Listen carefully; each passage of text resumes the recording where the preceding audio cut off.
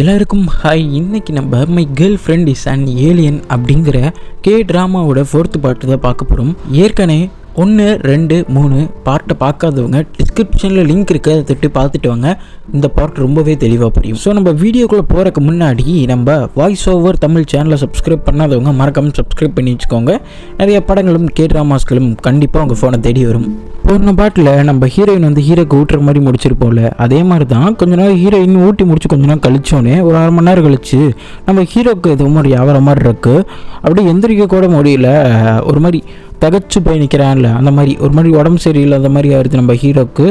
அந்த நேரத்தில் தான் நம்ம தம்பிக்காரனோட எக்ஸா வருவாளா, ஹீரோவை பார்த்தோன்னே ஒரு மாதிரி பதட்டமாயிடுறா.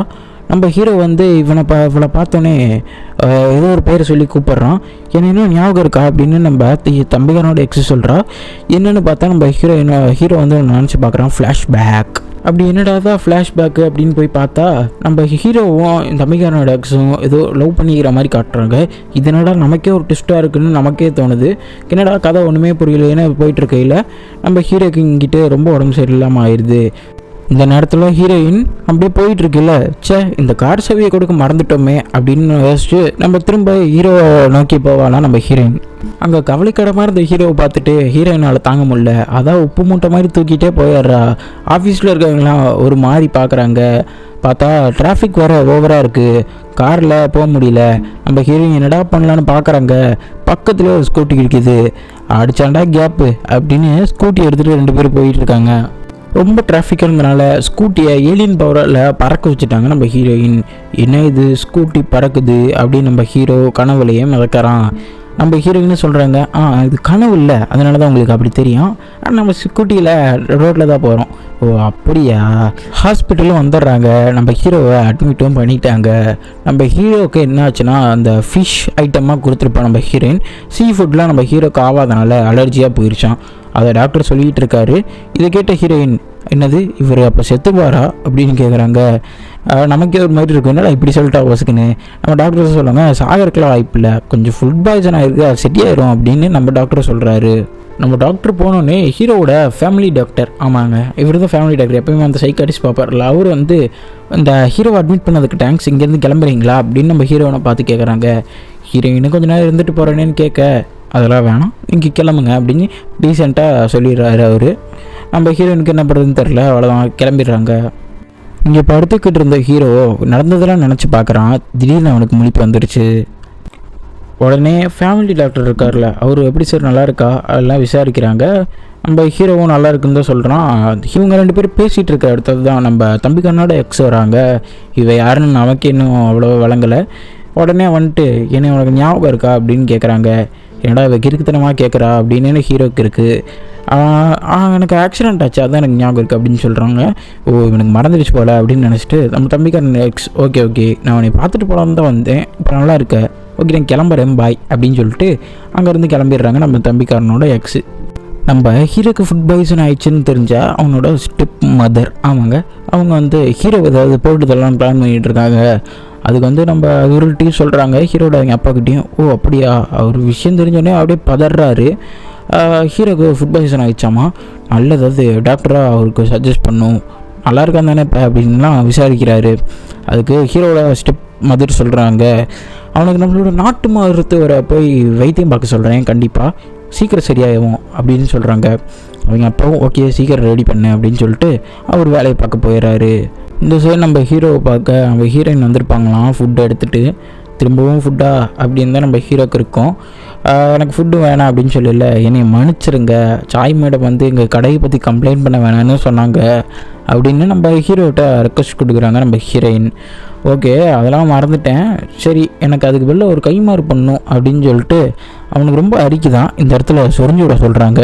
கொஞ்சம் லெஃப்ட்டு ஒழுங்காக சொரிஞ்சு விடு அப்படின்னு நம்ம ஹீரோ சொல்லிகிட்டு இருக்கையில் அந்த நேரத்தில் நம்ம ஹீரோவோட ஸ்டெப் மதர் அனுப்பி வச்ச அந்த டாக்டர்ஸ் வந்துடுவாங்களாம், நாட்டு மருத்துவர். இவர் ஹீரோக்கு வேட்டு வைக்க வந்த மருத்துவர்கள்.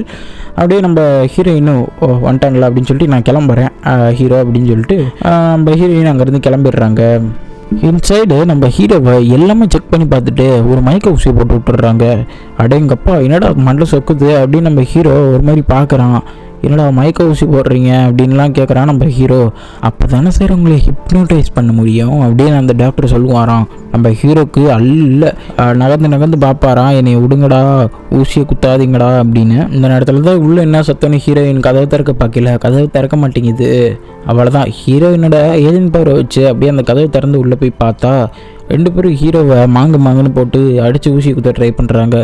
இங்கேருந்து போங்கன்னு அந்த 2 டாக்டரையும் நம்ம ஹீரோயின் துரத்தி விட்டு ஹீரோவை எப்படியோ காப்பாற்றிட்டாங்க நம்ம ஹீரோயின். அதே சமயம் இங்கிட்டு சாய் மேடம் வந்து டிவியில் நம்ம ஹீரோயின் பண்ண செயல்களெல்லாம் பார்த்துட்ருக்காங்க. இங்கே வாடி நீ என்ன பண்ணியிருக்குன்னு பாரு, ஹீரோவெல்லாம் உப்பு மண்டெல்லாம் தூக்கிட்டு போய் ஹாஸ்பிட்டலில் சேர்த்துருக்க, அதெல்லாம் நியூஸில் வருது, அதெல்லாம் அது சொல்லி சாய் மேடம் சொல்லிகிட்டு இருக்காங்க. ஓவராக சந்தோஷப்படாதீங்க, நம்ம ஹோட்டல் சோறை சாப்பிட்டு தான் இப்படி ஆயிடுச்சு அப்படின்னு சொல்கிறாங்க. நம்ம சாய் மேடமுக்கு கிண நம்ம சொரா அப்போல்லாம் வாய்ப்பள்ளி, நான் களியில் நண்டு எறா சொராலாம் போட்டு வச்சுருந்தேன் தெரியுமா அப்படின்லாம் பெருமையாக சொல்கிறாங்க. அவருக்கு சீ ஃபுட்னா ஆவாதான் அப்படின்னு நம்ம ஹீரோயின் ஒரே வார்த்தையில் போட்டு வச்சுட்றாங்க. என்னது ஆவாதா? என்னடி சொல்கிற? சீ ஃபுட்னா ஆவாதா? நான் வேறு நிறைய சீ ஃபுட் கொடுத்துருந்தேன், அப்புறம் நம்ம ஹோட்டல் நிலமெல்லாம் அவ்வளோதான், நிறையா பேத்துக்கெல்லாம் தெரிஞ்சா ப்ளீஸ்டி எனக்காக ஒரு ஹெல்ப் பண்ணுறியா, அவர்கிட்ட சொல்லி நம்ம ஹோட்டல் பேரை மட்டும் டேமேஜ் பண்ணான்னு சொல்கிறீ அப்படின்னு நம்ம சாய் மேடம் சொல்கிறாங்க. அந்த சின்ன கட் பண்ணால் இங்கிட்டு நம்ம ஹீரோவை தான் காமிக்கிறாங்க. ஃபேமிலி டாக்டர் வரோம். சாரி ஹீரோ, என்னை மன்னிச்சிடு, நான் அந்த 2 டாக்டர்ஸ் அவ்வளோ கேர் பண்ணிக்கவே இல்லை, உங்கள் அம்மா தான் அனுப்பிச்சி விட்டாங்கன்னு, அவங்க அப்படி பண்ணுவாங்கன்னு நான் நினச்சே பார்க்கல அப்படின்னு சொல்லிட்டு இருக்கான். பரவாயில்ல விடு, என்னை வந்து ஹீரோயின் காப்பாற்றிட்டா அப்படின்னு நம்ம ஹீரோ சொல்கிறான். கொஞ்ச நேரம் ஹீரோட்ட பேசிட்டு அந்த ஃபேமிலி டாக்டரும் அங்கேருந்து கிளம்பிடுறாரு. அடுத்த கொஞ்ச நேரத்துலேயே நம்ம ஹீரோயினும் ஹீரோவை பார்க்க வராங்க. ஆனால் அங்கேருந்து செக்யூரிட்டி கார்ட்ஸ் வந்து ஹீரோயினை உள்ளே அலோவ் பண்ணல, அவங்க தூங்குறதுக்கு மூட்டை எல்லாமே கொண்டு வந்துட்டாங்க. என்னடா சத்தம் இது வெளியே கத்திக்கிட்டே இருக்காங்கன்னு நம்ம ஹீரோவும் நோட்டீஸ் பண்ணுறான். வெளியே யார், உள்ளே விடுங்க அப்படின்னு சொன்னோன்னே தான் ஹீரோயின் உள்ளே வராங்க. ஹீரோயினை பார்த்த ஹீரோ, இவ தானா, சரி காட்ஸ் நீங்கள் போங்க நான் பார்த்துக்கிறேன் அப்படின்னு சொல்லிடுறான். காட்ஸும் ஹீரோயினை விட்டுட்டு கிளம்பிடுறாங்க. சரி இப்போ எதுக்கு தான் வந்த திரும்ப அப்படின்னு நம்ம ஹீரோ கேட்கல, நம்ம ஹீரோயின் சொல்கிறாங்க, எங்கள் சாய் மேடம் வந்து பயப்படுறாங்க, எங்கள் ஃபுட்டை சாப்பிட்டனால தான் உங்களுக்கு ஃபுட் பாய்சன் ஆச்சு, அதனால் உங்களால் எங்கள் கடைக்கு ஏதோ ப்ராப்ளம் ஆகுமோன்னு பயப்படுறாங்க அப்படின்னு சொல்கிறாங்க ஹீரோயின். கண்டிப்பாக என்னால் உங்கள் கடைக்கு எந்த பிரச்சனையும் ஆகாது, நான் உனக்கு கண்டிப்பாக வாக்குறுதி கொடுக்குறேன் அப்படின்னு நம்ம ஹீரோவும் சொல்கிறாப்புல. நம்ம ஹீரோவும் ஜன்னலை பார்த்துட்டு எதை யோசிச்சுட்டு இருக்கான், வானத்தை பார்த்துட்டு. நம்ம ஹீரோயின் அப்போ தான் ஒரு நோட்டீஸ் பண்ணுறாங்க, ஹீரோ வந்து தனியாக இருக்கான், அவனுக்குன்னு துணைக்கு யாருமே இல்லை, தனியாக தான் தூங்குறாரு, இவர் ஏன் இப்படி இருக்காருன்னு நினச்சி வருத்தத்தில் பரிதாபப்பட்டு நம்ம ஹீரோயின் சரி நமக்கு இன்றைக்கி இங்கேயே தங்கிடலாம் இவர் கூட அப்படின்னு பிளான் பண்ணுறாங்க. நைட்டு வேறு ஆயிடுச்சு, வெளியே தனியாக போக ரொம்பவே பயமாக இருக்குன்னு ஹீரோட்ட கெஞ்சி கூத்தாடி நான் இன்றைக்கி ஒரு நாள் இங்கேயே தங்கிக்கிறேன்னு சொல்லி பர்மிஷனும் வாங்கிட்டேன் நம்ம ஹீரோயின். சரி நைட்டு நம்ம ஹீரோயின் தூங்கினாங்களான்னு பார்த்தீங்கன்னா அதுவும் கிடையாது, நம்ம ஹீரோட முகத்தையே வரைக்கும் பார்த்துட்டு இருக்காங்க. இதை நோட்டீஸ் பண்ண ஹீரோ எதுக்கு என்னையவே பார்த்துட்டு இருக்க தூங்குன்னு சொல்லல, நான் பார்க்குறது உங்களுக்கு எப்படி தெரியும் அப்படின்னு நம்ம ஹீரோயின் திரும்ப பதில் பேச்சு பேசுகிறாங்க. ரொம்ப போர் அடிக்கிறதில்ல, மேஜிக்கை உங்ககிட்ட காமிக்கிட்டேன்னு சொல்லி ஹீரோயின் சொல்ல ஆரம்பிக்கிறாங்க. ஆக்சுவலி நான் ஒரு வேற்றுக்கிரகவாசி, நான் வேறு உலகத்துலேருந்து வந்திருக்கேன், என்கிட்ட நிறைய மேஜிக் பவர்ஸ் எல்லாம் இருக்குது, அதை உங்ககிட்ட காட்டுற பார்க்குறீங்களான்னு சொல்கிறாங்க. ஒரு யூனிவர்ஸையே வர வைக்கிறாங்க அவங்க பவரால், ஒரு யூனிவர்ஸ் மாதிரி எடுத்து மார்ஸ் அது எல்லாமே வருது.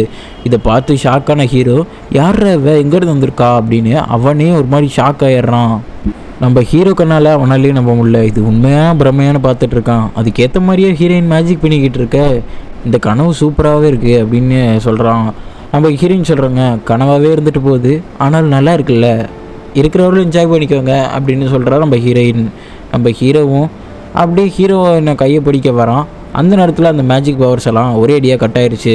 மேஜிக்லாம் முடிஞ்சதுன்னு அவ்வளோதான் இன்றைக்கி எனக்கு எபிசோட் முடிஞ்சிடுச்சு அப்படின்னு சொல்கிற மாதிரி அவ்வளோதான் இன்றைக்கி அந்த மேஜிக் முடிஞ்சிடுச்சு தூங்கலான்னு சொல்லிட்டு நம்ம ஹீரோவும் ஹீரோயினும் அப்படியே தூங்கிடுறாங்க. அடுத்த நாள் காலையிலே ஆயிடுச்சு. நம்ம தம்பிக்காரனா காட்டுறாங்க, எங்கேயோ ஷாப்பிங் மாலுக்கு போயிட்டு வெளியே வந்துக்கிட்டு இருக்கான். அவன் பைக்கில்ன்ட்டு எதோ யோசிச்சுட்டு இருக்கான். அந்த நேரத்தில் நம்ம தம்பிக்காரனோட எக்ஸு அங்கே வராங்க. அவங்க நம்ம தம்பிக்காரனை பார்த்தோன்னே ஈவெண்டா அந்த மாதிரி தான் யோசிக்கிறாங்க. அந்த நேரம்னு பார்த்து கரெக்டாக நம்ம தம்பிக்காரன் பைக் எடுத்துகிட்டு போயிடுறான். இவனை சேஸ் பண்ணுன்னு ஒரு நோக்கத்தில் நம்ம தம்பிக்காரனோட எக்ஸும் அப்படியே கார் எடுத்துகிட்டு பறக்கிறாங்க. 2 பேர்த்துக்கும் சேசிங் ரேசிங்னே நடக்குது. பின்னாடி ஒரு கார் வருதுன்னு தெரிஞ்சுக்கிட்ட தம்பிக்காரன் அவ்வளோதான் அழுத்தி பிடிச்சிட்டு இருக்கான். கரெக்டாக காரில் ஒரு ஸ்கிட்டை போட்டு லாக் பண்ணிடுறாங்க நம்ம தம்பிக்காரனை.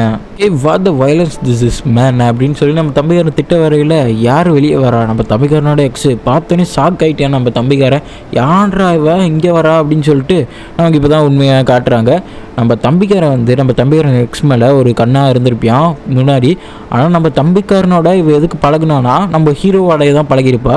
ஹீரோவும் இவ்வளோ லவ் பண்ணுறதுக்கு நம்ம தம்பிக்காரனை ஒரு கீயாக பயன்படுத்திக்கிட்டா இவ. ஸோ இவ தம்பிக்காரனோட எக்ஸ் இல்லை. இப்போ இவ பேர் நம்ம என்னென்னு வச்சுக்கலாம்னா கண்மணியா கத்தீஜாவா, அந்த மாதிரி இவெல்லாம் நம்ம கத்தீஜானே வச்சுக்கலாம். நம்ம கத்தீஜா சாரிடா உன்னை ஏமாத்தினேன்னு சொல்ல முடியாது, நீ அப்படி புரிஞ்சுக்கிட்ட அப்படின்னு சொல்கிறாங்க. சரி நான் இங்கேருந்து கிளம்புறேன் பாய் அப்படின்னு சொல்லிட்டு நம்ம தம்பிக்காரன் அங்கேருந்து கிளம்பிடுவான். சரி நம்ம ஹீரோவும் ஹீரோயினையும் காமிக்கிறாங்க. நைட்டு கீழே படுத்தவ காலங்காத்தால் ஹீரோவோட காலை பிடிச்சிட்டு படுத்துட்டு இருக்கா. நம்ம ஹீரோவுக்கும் முழிப்பு வந்துடுது அப்படியே. ஏன்னா ஹீரோவோட கால் ஹீரோ மூஞ்சி மேலே படுது. நம்ம ஹீரோவும் என்ன இவன் இங்கே இருக்கான்னு யோசிக்கிறங்காட்டியே நம்ம ஹீரோயின் அப்படியே காலில் ஒரு கிக்கை விட்டு தள்ளி விட்டுருவாங்களாம். அவனும் உருண்டு போய் கீழே போய் உக்காந்துக்குவான். என்ன இது நம்ம எப்படி மேலே வந்தோம் அப்படின்னு சொல்லி இவன் தெரிப்பாலாம். நம்ம ஹீரோ கீழே அப்படியே செவத்தில் சாஞ்சிட்டு இருக்கான். அருமைடி அப்படின்னு சொல்லிட்டு தான் நமக்கே தோணும். உடனே நம்ம ஹீரோக்கு பிஏட்டிருந்து கால் வருது. என்ன சொல்கிறான், சார் குட் மார்னிங், உங்களுக்கு இப்போ மெமரி ஸ்டோர் பார்க்க வேண்டிய டைம் வந்துருச்சு, நீங்கள் நேற்றே சொல்லியிருந்தீங்க அப்பாயின்மெண்ட்டுக்கு, நான் கொடுத்து விட்டேன் அப்படின்னு சொல்லிட்டு நம்ம பிஏ சொல்கிறாப்புல. நம்ம ஹீரோவும் ஓகே நான் வந்துடுறேன் அப்படின்னு சொல்லிட்டு நம்ம ஹீரோயின்கிட்ட சொல்கிறாங்க. ஸோ இனிமேல் என்னை பார்க்க வந்துடாத, அவ்வளோதான், டாட்டா பை பை அப்படின்னு சொல்லிட்டு அங்கேருந்து கிளம்பிடுறான் நம்ம ஹீரோ. இவ்வளோ அவசரமாக எங்கே போகிறான்னு பார்த்தீங்கன்னா மெமரி ஸ்டோருங்கிற இவனோட இடத்துக்கு போகிறான். அதாவது இவன் இவ்வளோ நாளாக பார்த்த பொண்ணுங்க மெமரிஸ் எல்லாம் இவன் ஒரு ஸ்டோர் பண்ணி வச்சுருப்பான். ஏன்னா இவன் மலையில் நனைஞ்சா எல்லாம் அழிஞ்சு போயிருங்கிறனால இவனே ஒரு ஸ்டோர் பண்ணி வச்சுக்கிறான். சார் நீங்கள் எந்த பிள்ளைய பற்றி பார்க்கணும் அப்படின்னு சொல்லி ஃபோட்டோலாம் காட்டுறாங்க. அப்போ நம்ம ஹீரோயினை ஃபோட்டோவை தேர்ந்தெடுக்கிறான். அப்போ ஹீரோயினோட இருந்த எல்லா காட்சிகளெல்லாம் புகைப்படமாக அந்த ஹீரோ முன்னாடி நிற்கிது.